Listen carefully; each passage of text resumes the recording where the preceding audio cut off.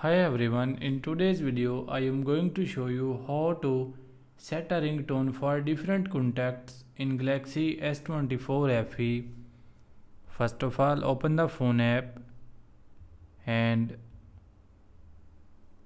here you can see on the top search icon. Click on this and search contacts which you want to change ringtone. So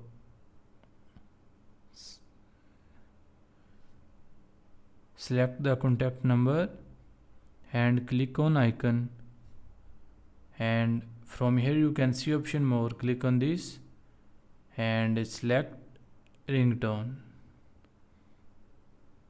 Click on ringtone and from here you can see different ringtone. So select the ringtone which you want to set, and from here you can increase or decrease ringtone volume.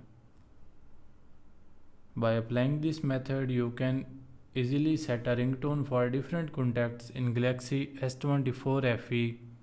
I hope this video is helpful for you. Thanks for watching.